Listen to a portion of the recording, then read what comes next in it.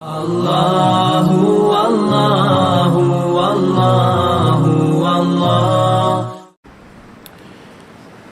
کچھ چیزیں ایسی ہوتی ہیں جن کی معاشرے کے اندر ضرورت ہمیشہ موجود رہتی ہے۔ اگر وہ چیزیں معاشرے سے نکال دی جائیں تو معاشرہ قائم تو رہتا ہے لیکن پھیکا سا ہو جاتا ہے۔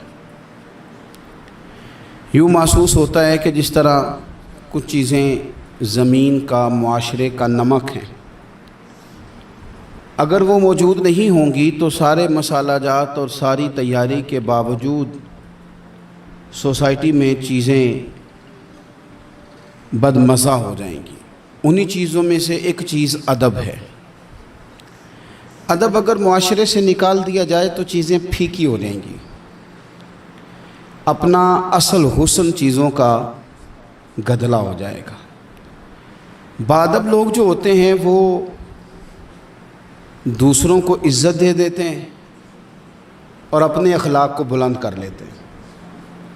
جب آپ کسی کا احترام کر رہے ہوتے ہیں تو آپ اسی کو نہیں کچھ دے رہے ہوتے، آپ اپنی عظمت کا بھی اظہار کر رہے ہوتے ہیں۔ کسی کو عزت دیتے وقت آپ کے اخلاق کا بھی پتہ چل رہا ہوتا ہے۔ اخلاقی قدریں مضبوط ہوتی ہیں احترام کرنے سے۔ مذہب اسلام اتنا سونا ہے، اتنا پیارا ہے، یہ دین اتنا ٹھنڈا اور اتنا میٹھا ہے کہ دھرتی کے سارے حسن سمیٹ کر اگر ایک لفظ بنایا جائے تو وہ دین اسلام بنتا ہے۔ یہ دین اتنی خوبصورتیاں بانٹتا ہے، اگر دین اسلام کی مختلف تشریحات کرتے کرتے یہ کہہ دیا جائے نا کہ یہ دین ادب والا دین ہے، احترام والا دین ہے، توقیر والا دین ہے، ہر شخص کو مناسب عزت، یعنی نبی پاک علیہ السلام نے استاد کی عزت بیان کی، باپ کی عزت بیان کی، بوڑھے کی عزت بیان کی، امام کی عزت بیان کی، عالم کی عزت بیان کی۔ کچھ بھی نہیں تھا، بالکل ان پڑھ تھا، سادہ تھا، پر مزدوری کر رہا تھا، حلال کما رہا تھا، ہاتھوں پہ چھالے تھے، قربان جائیں۔ میرے محبوب نے فرمایا یہ جو حلال کما رہا ہے نا یہ بھی اللہ کا دوست ہے۔ اس کا بھی احترام بیان کر دیا، اس کا اکرام بھی بیان کر دیا۔ تو نے ہر شخص کی قسمت میں یہ عزت لکھی اور آخری خطبے کی صورت میں وصیت لکھی۔ نبی کریم صلی اللہ علیہ وسلم نے لوگوں کو احترام دیا۔ اللہ کے محبوب علیہ الصلوۃ والسلام، آپ دیکھیے حضور نے اس عورت کی بھی فضیلت بیان کی جس کے گھر کے اندر اولاد پیدا ہوتی ہے، اور اس کی بھی فضیلت بیان کی کہ جس گھر کے اندر اولاد پیدا ہوتی ہے پر جلدی چلی جاتی ہے، انتقال ہو جاتا ہے کسی بچے کا خدا نخواستہ، اس کی بھی فضیلت بیان کی کہ جس کا خاوند موجود ہے اور وہ خاوند کی خدمت کرتی ہے، اور اس بیوی کی بھی فضیلت بیان کی جس کا خاوند انتقال کر گیا پر وہ اپنے بچوں کی پرورش کرتی ہے۔ حضور فرماتے ہیں سب سے پہلے جنت میں مجھے وہ عورت نظر آئے گی۔ تو ہر شخص کے لیے حضور نے احترام بیان کیا، اکرام بیان کیا۔ ہم نے چونکہ بدگمانیاں پیدا کرنی شروع کر لی ہیں تو معاشرے کے اندر بسنے والے لوگوں کے بارے میں ہمارے دلوں میں مختلف وسوسے آ جاتے ہیں، مختلف وسوسے۔ کسی بھی شعبے کے کسی بھی آدمی کے بارے میں کوئی 2 4 5 باتیں اپنے ذہن میں اکٹھی کر کے یا کانوں میں کسی نے وہ بات ڈال دی تو ہم ذہن بنا لیتے ہیں کہ یہ گاڑیاں چلانے والے تو بندے ٹھیک ہی نہیں ہوتے، یہ جناب پولیس کے محکمے کے لوگ تو درست ہوتے ہی نہیں، فلانے محکمے کے لوگ تو ہوتے ہی خراب ہیں، ذہن بن جاتا ہے۔ پھر آہستہ آہستہ ادب انسان کے دل سے رخصت ہوتا ہے۔ ہمیں دین نے ادب سکھایا، احترام سکھایا۔ میرے رسول کریم علیہ الصلوۃ والسلام کی وہ ذات بابرکات ہے، ہمیشہ یہ ہوتا تھا کہ چھوٹے بڑوں کا ادب سکھاتے تھے، پر یہ واحد دربار مصطفیٰ ہے کہ جس کے آداب خود رب کریم نے بیان فرمائے۔ فرمایا یا ایھا الذین آمنوا لا ترفعوا اصواتکم فوق صوت النبی۔ آپ کبھی آیت کے انداز پر غور کریں، کہا اے ایمان والو تمہاری آوازیں میرے نبی کریم علیہ السلام کی آواز سے اونچی نہیں ہونی چاہیے۔ بندے کی آواز کا کوئی والیوم ہوتا ہے کہ اب 3 پہ آواز ہے؟ ٹیپ ریکارڈر کا تو والیوم ہوتا ہے نا، کہ 1 پہ ہے، 2 پہ ہے، 6 پہ ہے۔ تو آواز کا والیوم ہوتا ہے کہ یہ کتنے پہ ہے؟ آواز تولی جا سکتی ہے کہ میری آواز کا وزن اس وقت 1.5 پاؤ ہے، آدھا کلو ہے، 5 چٹانک ہے؟ کوئی ہوتا ہے وزن؟ لیکن ہمیں بتایا گیا کہ بالکل وزن نہیں ہوتا، تولی نہیں جا سکتی، ماپی نہیں جا سکتی، پرکھی نہیں جا سکتی۔ لیکن جب تم نے دروازہ رسول پہ آنا ہے تو پھر آواز کو بھی تول کے آنا ہے، پھر لفظوں کو پرکھ کے آنا ہے، پھر جملے مرتب کر کے آنا ہے، پھر ترتیب لگا کے آنا ہے، پھر تم نے وہاں سوچ سمجھ کے بات کرنی۔ عزیز بھائی، ادب، احترام، اکرام، ہم نے نا احترام دینا چھوڑ دیا ہے، تنقید کرنی شروع کر دی ہے۔ اور باقاعدہ بعض لوگوں نے بے ادبی کے کلچر پرموٹ کیے ہیں، انہوں نے جدوجہد کی ہے لوگوں کو بے ادب کر۔ چھوڑو جی، پتہ ہے مجھے فلانے کا بھی، چھوڑو میں جانتا ہوں سارا مایا کا چکر ہے، چھوڑو۔ مجھے تو کئی دفعہ بڑا ہی غصہ آتا ہے بعض چیزوں پہ۔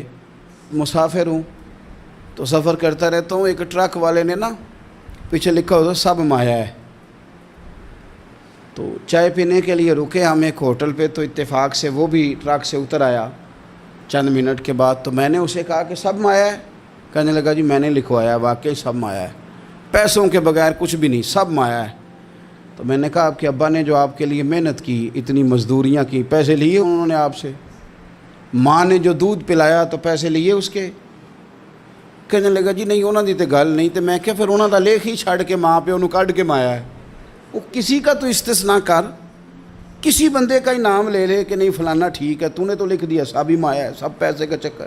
وہ کسی کو تو معافی دو، کوئی تو بندہ ٹھیک ہو تمہاری نظر میں، کوئی بھی صحیح نہیں۔ اس طرح کیسے ہو سکتا ہے؟ تم کہتے ہو کوئی ٹھیک نہیں، اور بنانے والا کہتا ہے لقد خلقنا الانسان فی احسن تقویم، میں نے بنائی بڑے سونے ہیں، تمہیں ٹھیک کوئی نہیں لگتا۔ بنانے والا کہتا ہے میری تقویم ہی بڑی اعلیٰ ہے، میں نے بڑے سونے بنائے ہیں، تم دیکھو تو صحیح، انسان میرا شاہکار ہے۔ اب آپ دیکھیں کہ جب آپ ذہن بنا لیں گے کہ دنیا غلط ہے تو بے ادبی کریں گے، لیکن اگر ذہن بنائیں گے کہ یہ مخلوق ہے اور بنائی ہے میرے رب نے، اور بڑی سونی کر کے بنائی، اور بڑی حسین کر کے بنائی، اور بڑی اعلیٰ کر کے بنائی۔ الذی خلقک فسواک فعدلک فی ای صورت ما شاء رکبک۔ وہ کہتا ہے جیسی صورتیں میں نے چاہی نا ویسی میں نے بنائی۔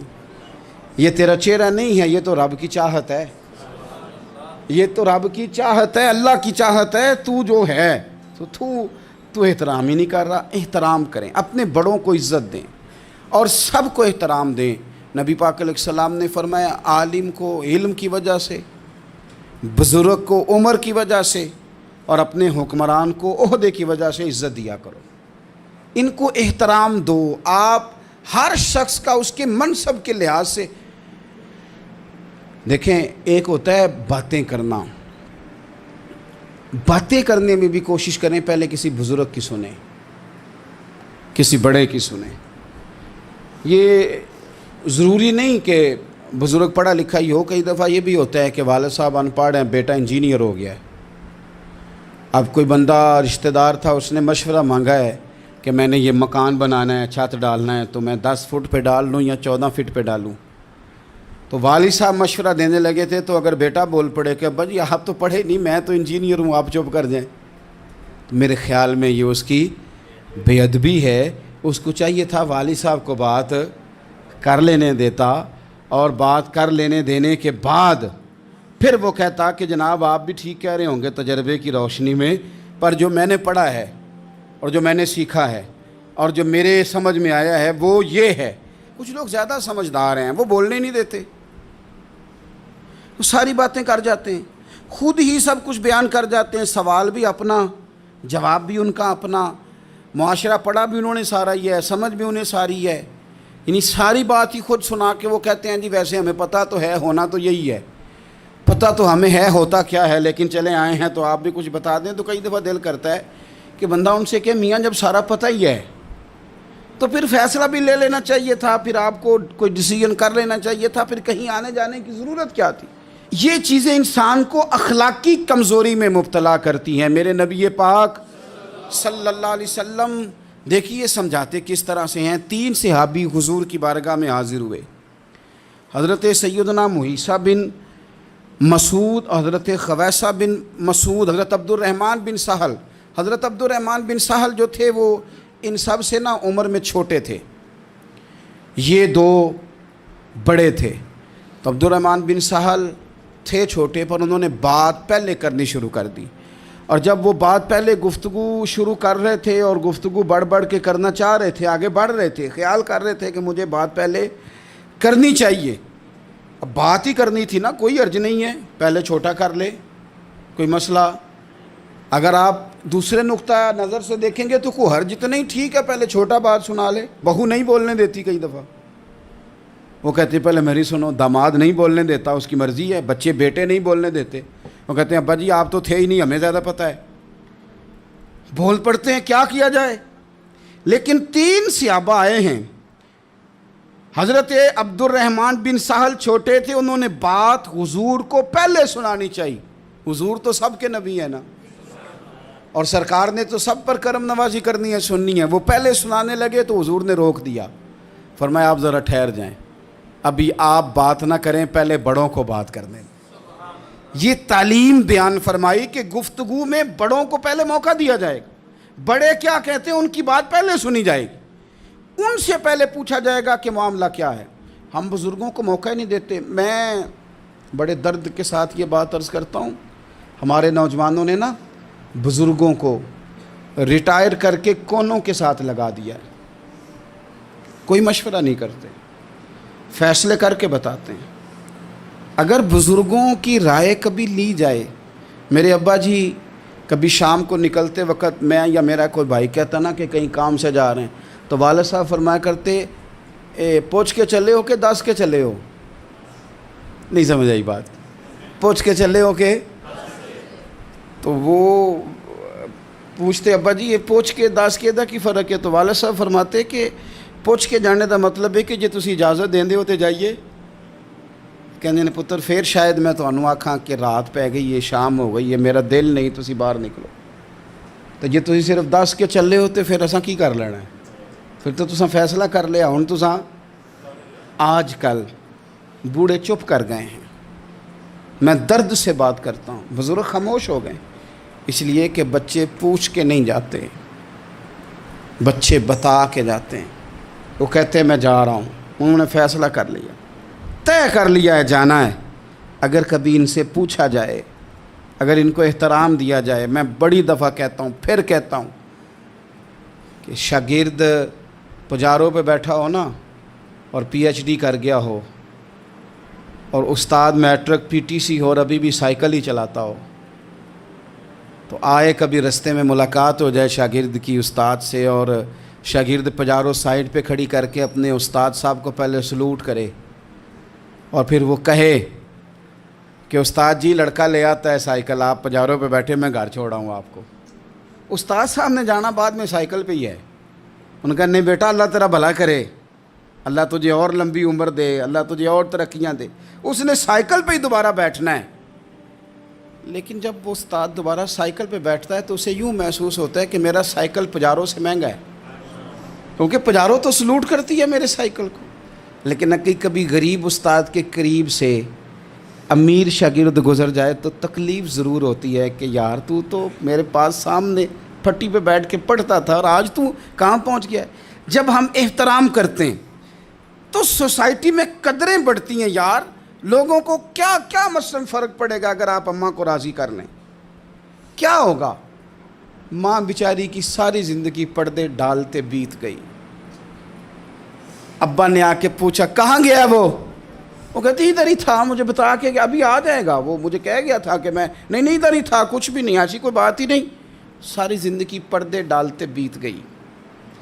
ابا کئی دفعہ گھر میں لڑائی کی، بیٹے کو مارا، اماں نے آگے بڑھ کے پتر کے حصے کی مار بھی کھائی، لیکن اسی بیٹے کی شادی کر دی تو اماں کو پتہ چلا کہ اوہو میں تو سمجھدار ہی نہیں تھی، میرا تو پتر مجھے کہہ رہا ہے اماں تو بھی تو کبھی سیانی ہو جایا کرنا، اگر وہ بولتی ہے تو ہی چپ کر جا، تو پھر اسے احساس ہوتا ہے کہ اوہو میں تو ساری زندگی بیوقوف رہی، میں تیرا دفاع کرتی رہی، تیرے حصے کے تھپڑ کھاتی رہی، اور مجھے آج تو نے بتایا کہ تو سیانی نہیں تھی، آج تو نے بتایا کہ تو عقل مندی نہیں تھی، اماں تجھے کیا پتا میری بیوی کے سامنے تو ہی سیانی ہو جا۔ وہ ٹوٹ جاتی ہے، بکھر جاتی ہے، وہ کبھی پلٹ کے دیکھتی ہے تو اسے بڑے سارے زخم تازے ہو کے دکھائی دیتے ہیں، وہ یار میں ہی سیانی نہیں تھی۔ سنو نا، امام حسن رضی اللہ تعالیٰ عنہ فرماتے ہیں، امام حسن نے کوئی لمبا وقت نہیں اپنی والدہ کے ساتھ گزارا، چھوٹے تھے تو سیدہ فاطمہ الزہرا رضی اللہ تعالیٰ عنہ وصال کر گئیں، پر شیر خدا کے پتر کی بات دیکھیں، امام حسن کہتے ہیں لوگوں میں جب تھوڑا سا باشعور ہوا اور مجھے چیزیں تھوڑی سی دکھائی دینے لگی تو میں نے کبھی اپنی اماں کے ساتھ ایک پلیٹ میں کھانا نہیں کھایا تھا۔ حضور ساری دنیا کھاتی ہے تو آپ نے کیوں نہیں کھایا؟ تو فرماتے ڈر لگتا تھا کہ کہیں ایسا نہ ہو کہ جس لقمے کی طرف میری ماں اپنا ہاتھ بڑھائے کہیں میں نہ اٹھا لوں، بے ادبی نہ ہو جائے۔ ڈر لگتا تھا، میں نے یہاں تک بھی نا، کیونکہ ماں تو ماں ہوتی ہے، میں نے یہاں تک بھی ماں کا احترام کیا، روٹی کھانے میں بھی تقدیر نہیں کی۔ یہاں ماں وہ کہتی ہے پیر صاحب انہوں دسیا جے نا کہ میں تانوں آکھیا سی، انہیں گلاں چ انہوں آکھیا جے میرے نال بولے تھے صحیح کرے، انہوں دسیو نا میرے نال بگڑ جائے گا، انہوں آکھیا جے نا میں تانوں شکایت لائی، پر نہ انہوں گلاں چ سمجھایا جے کہ میرے نال اچھی نہ بولیا کرے، میں تکلیف، انہوں آکھیو نا۔ او یار کیا کائنات میں حضور سے بڑا بھی کوئی ہے؟ لیکن حضرت حلیمہ سعدی آئی ہیں تو کیا میرے نبی اٹھ کے کھڑے نہیں ہو گئے؟ حضور نے اکرام دیا تو اکرام دینے سے قد بڑا ہوتا ہے، چھوٹا تو نہیں ہوتا۔ خدا را اپنے بڑوں کا اکرام کرنا سیکھیں۔ انہوں نے کسی نے آپ کو جگہ دی ہوگی، کسی نے آپ کو نوکری دی ہوگی، لیکن ماں باپ نے تو زندگی دے دی اولاد کو، جوانیاں دے دی، سارا کچھ دے دیا، اور بچے ہیں کہ سمجھتے نہیں۔ احترام کے جذبے اپنی طبیعت میں لائیں، بے ادب نہ بنیں، سوء ادب نہ کبھی کریں، آپ نہ کبھی کوئی ایسا کام نہ کریں جس سے نہ تکلیف بڑھے، جس سے آزمائش بڑھے۔ آپ احترام والے رہیں گے تو خود بھی سجے سنورے نکھرے رہیں گے۔ اپنے بزرگوں کو پہل کریں، بزرگوں کی طرف، یعنی آپ گھر کے اندر چھپا کے سیب اپنے کمرے میں نہ لے کے جائیں، چھپا کے چیزیں نہ رکھیں، بلکہ پہل کریں بوڑھے ابا سے، پہل کریں اپنی والدہ سے، وہاں سے آغاز کریں، آپ دیکھیں برکتیں کتنی ہوتی ہیں۔ میں کچھ باتیں مجھے لطف دیتی ہیں، میرے کچھ سنگی ہیں، 3 بھائی ہیں اکٹھے مجھ سے بیعت ہیں، میرے ساتھ بڑا پیار کا رشتہ ہے، تو کبھی کبھی نا خدمت کرنے کا دل کرتا ہے ان میں سے کسی کا کہ چلیں حضرت صاحب آئے ہیں تو ہم کچھ نذرانہ پیش کریں، تو اپنے بڑے بھائی کو وہ تھماتے ہیں کہ جناب آپ یہ کام کریں۔ اللہ تعالیٰ کا شکر ہے میری جیب کم ہی خالی رہتی ہے، اس کا فضل رہتا ہے، لیکن وہ پیسے لینے سے زیادہ یا تحفہ لینے سے زیادہ یا پھول پکڑنے سے زیادہ اس بات کی مجھے خوشی ہوتی ہے کہ کتنے نرالے ہیں، بڑے کو آگے لگاتے ہیں تو برکت تو حاصل کرتے ہیں نا، اس لیے کہ برکتیں ہمیشہ بڑوں سے ہوتی ہیں، بڑوں سے ہمیشہ برکتیں، یعنی پھول کا تحفہ بڑے بھائی کو دے کے جب آگے کیا جاتا ہے تو میرے دل کو اچھا لگتا ہے، مجھے قرار آتا ہے کہ یار یہ لہجہ ٹھیک ہے، یہ انداز یہ ٹھیک ہے۔ اپنے بڑوں کو آگے رکھیں، بڑوں کو کلام کرنے کا موقع پہلے دیں، گھر میں کوئی چیز لائیں تو تقدیم کریں۔ ہمارے ہاں نا اب جو استادی شاگردی آئی ہے نا یہ بڑی خطرناک ہے۔ ہمارے ایک قاری صاحب تھے، ایک مدرسے میں پڑھاتے تھے، بڑا مارا کرتے تھے، اور میں انہیں مذاق بھی کرتا تھا، کبھی کبھی عذرائے محبت مزاح کرتا تھا۔ میں ان سے کہتا تھا قاری صاحب آپ شاید مار کھا کے پڑھیں اس لیے بچوں سے بدلہ لیتے ہیں۔ تو کچھ دن پہلے، کچھ عرصہ پہلے ملاقات ہوئی تو میں ان کے ادارے کے قریب سے گزر رہا تھا، تو میں نے ان کا نا وہ ڈیسک وغیرہ چیک کیا تو ان کے پاس نا چھوٹی علیحدہ ہوتی تھی، پائپ 2 قسم کے علیحدہ ہوتے تھے، پانی والا علیحدہ اور گیس والا علیحدہ، بڑا مارتے تھے بچوں کو۔ مجھے بھی اختلاف تھا اس بات سے، میں ان کو گزارش بھی کرتا تھا، تو میں گیا تو وہ جس طرح وہ خیر استاد کمال کے تھے، انہوں نے بڑے کامیاب حافظ تیار کیے، اور ویسے بھی بندہ بڑا بااصول، بڑے اچھے، بڑے نفیس۔ میں نے ان سے کہا کہ وہ خیر ہے، مطلب چھوٹیاں چھوٹیاں کدھر گئیں آپ کی؟ کہنے لگے حضرت صاحب نہ شاگرد رہے، نہ استاد رہے، نہ وہ ماں باپ رہے۔ کہنے لگے پتہ نہیں 2-4 سالوں میں کیا ہوا ہے۔ تو میں نے کہا آپ کو تو کوئی منع کاری نہیں، میں نے کئی دفعہ سمجھایا تھا، آپ باز نہیں آتے۔ کہتے تھے اب آ گیا ہوں، اس لیے کہ ایک کو چھڑی مار رہے ہوتے ہیں تو دوسرا ساتھ ویڈیو بنا رہا ہوتا ہے۔ پہلے طالب علم اس طرح کی توہین کا رویہ استادوں کے ساتھ نہیں کرتے تھے، وہ کہتے تھے جیسے بھی ہے فیض استاد سے لینا ہے۔ اب آپ ذرا گھور کے دیکھیں تو کہتے ہیں لاؤ کتابیں، جا رہا ہوں بڑے مدرسے، بڑے کالج، بڑے اسکول۔ میں نے اپنی زندگی میں دیکھا کہ ہمارے بڑے کہتے تھے، کبھی گھر کے بتاتے ہیں نا استاد جی نے مارا ہے، تو کہتے تھے کسی غلطی سے مارا ہوگا، اور اس طرح کے سخت لفظ بولتے تھے کہ ہمیں لگتا تھا کہ ہمارے بزرگ ہمارے ساتھ زیادتی کر رہے ہیں۔ وہ کہتے تھے کہ مینوں ہڈیاں چاہیے نے پڑھیا ہوئے، یہ لفظ کہتے تھے میرے ابا جی میری اماں، ہڈیاں دیا جے سانوں پر دیا جے پڑھیا۔ اب کیا ماحول ہے، ڈر آتا ہے، بچے گھورتے ہیں۔ ان کی اماں آ کے کہتی ہے تو 8,000 کا مولوی ہے، میرا 1.25 کروڑ کا بچہ ہے، تیری طاقت کیسی ہوئی چودھری کے بچے کو ہاتھ لگانے کی؟ اتنی تیری جرت کہ انہوں نے میرے بیٹے کو ہاتھ لگایا ہے؟ کروں گی نا کل بندے اکٹھے تیری کراؤں گی چھوٹی مسجد سے، تو اتنی تیری طاقت کہ تو میرے بچے کو مارے۔ ہم نے نا پرموٹ کی چیزیں، پرموٹ۔ حضرت خواجہ حسن بصری رحمۃ اللہ علیہ فرمایا کرتے تھے ادب نہ ہو تو علم آ ہی نہیں سکتا، اس لیے کہ کتابیں رہنمائی کرتی ہیں، کتابوں کی ترجمانی تو استاد نے کرنی ہے۔ تو اگر آپ وہ احترام ہی نہیں ہے، وہ طبیعت ہی نہیں ہے، وہ ذوق ہی نہیں ہے، سیکھنے کا وہ خاص جذبہ ہی نہیں ہے۔ ہمارے صاحب رحمۃ اللہ علیہ فرمایا کرتے تھے بہت سارے لوگ بڑے بڑے درویشوں کے پاس جا کے خالی آتے ہیں۔ حضور کیوں؟ فرماتے تھے اس لیے کہ کشکول سیدھا نہیں کرتے، پیالہ سیدھا نہ ہو تو خیرات آیا نہیں کرتی، ادب نہیں کرتے، احترام نہیں کرتے، پیالہ سیدھا نہیں کرتے۔ پیالہ سیدھا نہ ہو تو وہ تو جو دینا ہو وہ بھی نیچے گر جاتا ہے۔ احترام۔ ایک شخص نے نا حضرت سیدنا امیر معاویہ رضی اللہ تعالیٰ عنہ سے کہا کہ میں نے زیارت کرنی ہے حضرت امام حسین رضی اللہ تعالیٰ عنہ کی، مدینہ شریف جا رہا ہوں، میں نے ان کو پہلے دیکھا نہیں ہوا، تو مجھے بتائیے امام علی مقام رضی اللہ تعالیٰ عنہ کو میں کیسے پہچانوں گا؟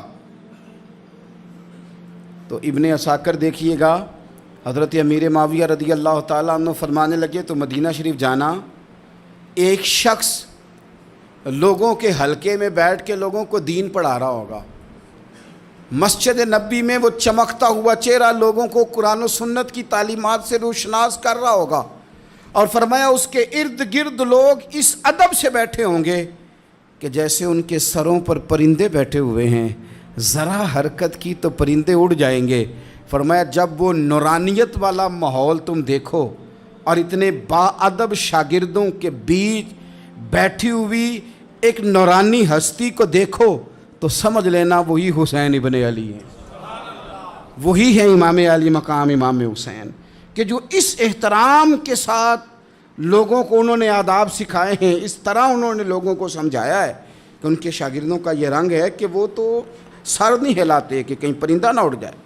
اس انداز میں جب لوگ، مجھے بات یاد آ گئی، امام احمد بن حنبل رحمۃ اللہ علیہ بہت بڑے محدث تھے، تو مجھے پتہ ہے اگر آپ مجھ سے پوچھیں گے نا اس دور میں فقہ سب سے بہترین کس کو آتی ہے تو میں آپ کو بتا سکتا ہوں، کیونکہ میرا شعبہ ہے نا۔ آپ پوچھیں گے صرف ناو کا استاد کون اچھا ہے تو میں بتا دوں گا کہ کہاں پہ ہے، کون ہے، میرا شعبہ ہے۔ اسی طرح سے میڈیکل کے شعبے سے وابستہ لوگوں سے آپ پوچھیں گے کہ ہارٹ کا ڈاکٹر کون سا اچھا ہے تو بتا دیں گے۔ پوچھیں گے بھئی میں نے ایک ناک کان گلے کے ڈاکٹر کے پاس جانا ہے، تو جس کا جو شعبہ ہے اسے پتہ ہوتا ہے۔ مدرسے کے بچوں کو بھی پتہ ہوتا ہے کہ کون سا آدمی کہاں بہترین پڑھانے والا ہے۔ ایک بزرگ تھے شاہ بقی الدین ابن مخلد، وہ کہتے ہیں مجھے پتہ چلا کہ اس دور میں نبی کریم علیہ السلام کی حدیث جو سب سے بہترین پڑھاتے ہیں وہ امام احمد بن حنبل ہیں۔ ان کو حضور کی حدیث سے جو خاص شغف ہے وہ کسی اور کو نہیں۔ کہتے ہیں میرے دل میں لو لگ گئی، حالانکہ میں امیر گھرانے سے تھا، میں کشتی میں بیٹھا امام احمد بن حنبل کے پاس آنے کے لیے، رستے میں طوفان آ گیا، کشتی ہچکولے کھانے لگی، کسی طریقے سے ایک جزیرے کے ساتھ جا کے کشتی لگی، ٹوٹ گئی، بکھر گئی، میں جزیرے پہ اتر گیا، اور بھی کئی لوگ تھے، 1 مہینہ وہاں رہنا پڑا، بارشیں ختم ہوئی، موسم ٹھیک ہوا تو ایک کشتی دکھائی دی آتی ہوئی، فرماتے ہیں کہ وہ اس کشتی میں بیٹھا، دوبارہ بغداد گیا، مجھے سفر طے کرتے 2.5 مہینے گزر گئے، وہ جزیرے پہ مہینہ پتے کھا کے بھی گزارا کرنا پڑا، نکلا تھا علم حاصل کرنے، جب بغداد شریف پہنچا لوگوں سے پوچھا امام احمد بن حنبل کا مدرسہ کہاں ہے؟ انہوں نے کہا وہ مدرسہ تو بند ہو گیا ہے، وقت کا بادشاہ مخالف ہو گیا، مسجد مدرسہ سیل کر دیا۔ امام صاحب کہاں ہیں؟ کہا گھر کے اندر قید ہیں، ان کے گھر کو سب جیل بنا دیا، چاروں جانب پولیس کھڑی ہے، اور ویسے بھی بغداد میں کرفیو ہے، ہر چوک چوراہے میں پولیس والے کھڑے ہیں۔ شاہ بقی الدین کہتے ہیں اتنا کچھ سننے کے باوجود بھی میرا جذبہ ٹھنڈا نہیں ہوا، وہ مہینے میں سفر کی صحبتیں، گو سنا تھا کہ آستانہ یار دور ہے، پر ہم نے بھی ٹھان لی تھی کہ جانا، گو سنا تھا کہ آستانہ یار دور ہے، پر ہم نے یہ ٹھان لی تھی کہ جانا ضرور ہے۔ کہتے ہیں پہنچ گئے، اب پتہ چلا کہ کرفیو ہے، سڑکوں پہ پولیس کھڑی ہے، گلیوں میں چوکوں چوراہوں میں پہرے ہیں، امام صاحب تک تو جا کوئی نہیں سکتا۔ کہتے ہیں میں نے ایک شخص کی منت کی، میں نے کہا کسی طریقے گاڑی بتا، کہنے لگا میں اشارہ بھی نہیں کر سکتا، سخت حالات ہیں، وہ کوئی طریقہ۔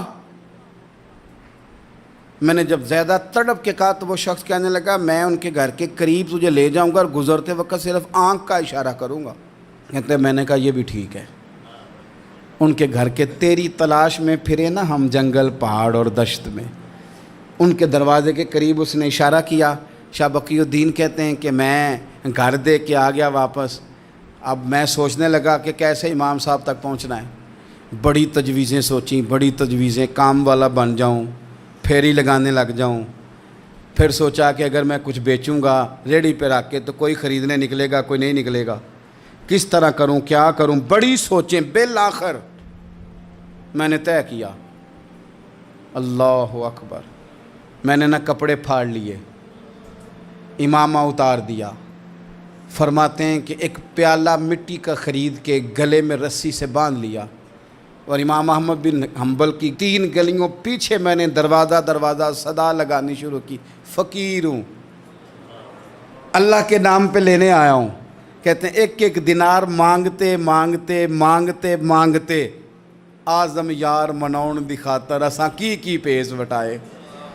کہتے ہیں مانگتے مانگتے نا میں امام احمد بن حنبل کے دروازے تک آیا، امیر گھر کا بچہ تھا، بڑے پیسے جیب میں ہوتے تھے، امام کے دروازے پہ صدا لگائی، کوئی ہے اللہ کے نام پہ دینے والا؟ کہتے ہیں وہ نور بھرا دروازہ کھلا، ایک گورے مکھڑے والا، سفید داڑھی والا، سونے امامے والا، چمکدار آنکھیں، نورانی شباہت۔ کہتے امام احمد بن حنبل باہر آئے اور جیسے 1 دینار میرے پیالے میں ڈالنے لگے تو میں نے ہاتھ چوم کے کہا سونیا تیرے قربان جاؤں، میں دینار لینے نہیں آیا، محمد عربی کی حدیثیں سننے آیا ہوں۔ کہتے ہیں امام کی بھی آنکھیں کھل گئیں، کہنے لگے اس حال میں آزم یار منون دی خاطر اساں کی پیس وٹائے۔ کہا حضور کیا کرتا، یہی ایک طریقہ رہ گیا تھا، میں تو کہاں سے چلا ہوں، کہاں پہنچا ہوں، کیا کروں؟ امام صاحب فرمانے لگے پھر میں بھی بڑے دنوں سے پریشان تھا، کوئی سیکھنے والا نہیں مل رہا تھا، تو مل گیا۔ کہنے لگا حضور میں روز آ جاؤں فقیر بن کے، آپ جتنا چاہیں 2 4 5 منٹ میں مجھے حدیثیں سنا دیں، میں اگلے دن یاد کر آیا کروں۔ کہتے 2 سال لگ گئے، شاگرد کہاں ملیں گے ایسے، کہاں مرید ملیں گے، گزر گیا دور۔ کہتے ہیں کہ میں نا ہر روز فقیر بن کے جاتا، 3 گلیاں پیچھے مانگنا شروع کرتا، کوئی شک نہ کرے، 2 سال دروازے پہ جاتا، آگے پیالہ کرتا، امام 1 دینار ڈالتے اور مصطفیٰ کی حدیثیں سناتے۔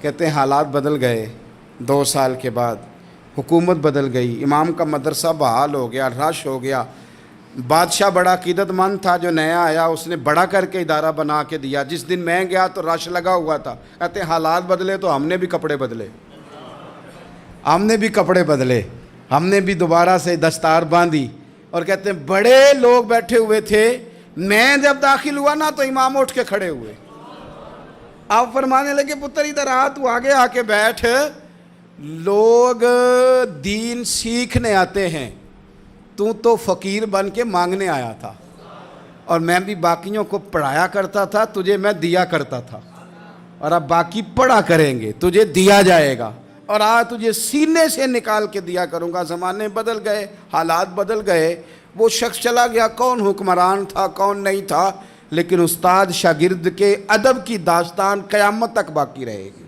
یہ قیامت، جب طبیعتوں میں احترام ہوتا ہے، جب ادب ہوتا ہے۔ آپ کو پتہ ہے نبی پاک صلی اللہ علیہ وسلم کو یہ ادب کتنا پیارا ہے؟ نبی پاک علیہ الصلوۃ والسلام اس احترام کے جذبے کو کتنا پسند کرتے ہیں۔ اللہ کے پیارے رسول صلی اللہ تعالیٰ علیہ وسلم اس جذبہ احترام سے کتنے راضی ہوتے ہیں۔ حضور کس قدر زیادہ چاہتے ہیں کہ میری امت ادب والی بنے۔ نبی پاک علیہ الصلوۃ والسلام ادب والے لوگوں کے بارے میں اتنے راضی ہیں، اتنے راضی ہیں، اتنے خوش ہیں، حضور اتنا نوازتے ہیں۔ میں نے یہ حدیث پڑھی تو یوں لگا کہ جیسے روح وجد کرنے لگی ہے۔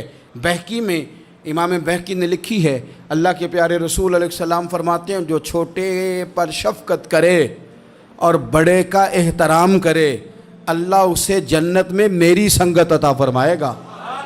یہ میرے قرب کا ذریعہ ہے، یہ چیز میرا قرب ملے گا۔ شرط یہ ہے کہ ادب والے بن کے آؤ، احترام والے بن کے آؤ، کبھی بھی سوء ادب نہ کریں، کبھی کسی مقام پر بھی بے ادبی نہ کریں، آپ اپنا ذائقہ کبھی تبدیل نہ کریں۔ امام احمد بن حنبل ایک جگہ وضو کر رہے تھے، ایک شخص کہتا ہے میں نے ساری زندگی گناہوں میں گزار دی تھی۔ تو امام صاحب نا وضو کر رہے تھے جھیل پر بیٹھ کے، تو جھیل اس طرح ہوتی ہے، پہاڑ ہیں، اوپر کو پانی نیچے آ رہا ہے۔ تو کہتے ہیں امام صاحب نیچے بیٹھ کے وضو کر رہے تھے، تو میں اوپر بیٹھ کے نا وضو کر رہا تھا یا پانی پی رہا تھا، تو میں نے دیکھا کہ اتنے بڑے امام نیچے ہیں۔ کہتا ہے میں نا میرے دل میں خیال ہے یار میں ساری زندگی غلط کاموں میں گزاری ہے، پر جو بھی ہے یہ رسول اللہ کے دین کے عالم ہے۔ کہتے ہیں وہ حضور کے دین کی عزت کرنے کے لیے میں اوپر سے اٹھا آ کے نا، تو میں تھوڑا پیچھے جا کے نیچے بیٹھ گیا، جو میری حاجت تھی، پانی پینا تھا یا منہ دھونا تھا، میں وہ کرنے لگا۔ کہتے ہیں امام صاحب نے پھر یوں نظر میری طرف دیکھی، پتہ نہیں انہوں نے کیا دعا دی کہ رب نے مجھے توبہ کی توفیق عطا فرما دی۔ میں اللہ کے فضل سے اللہ نے میرا دل موڑ دیا، اور میں رب کریم کی بارگاہ کی جانب میری توجہ ہو گئی۔ خدا نے مجھے اس ادب کی برکت سے اپنی بارگاہ کی طرف اللہ تبارک و تعالیٰ نے مجھے موڑ لیا۔ بے ادبی تو بندے کو کفر تک لے جاتی ہے، بے ادبی تو کفر تک لے جاتی ہے۔ اگر بندہ بے ادب ہوتا ہوتا اللہ رسول کی بے ادبی تک پہنچ جائے تو دور نکل گیا، لیکن یہاں باقاعدہ بے ادبی کو پروموٹ کیا جا رہا ہے۔ کبھی بھی بے ادب نہ بنیں، ادب والے رہیں، ادب والے بن کے جئیں، ادب والے بن کے دنیا سے جائیں۔ وہ درویش نے کہا تھا کہ بے ادباں مقصود نہ حاصل، نہ درگاہ ٹوئی، بانج ادب دے محمد بخشا، توڑ نہیں چڑھیا کوئی۔ آخر دعوایا ان الحمدللہ رب العالمین۔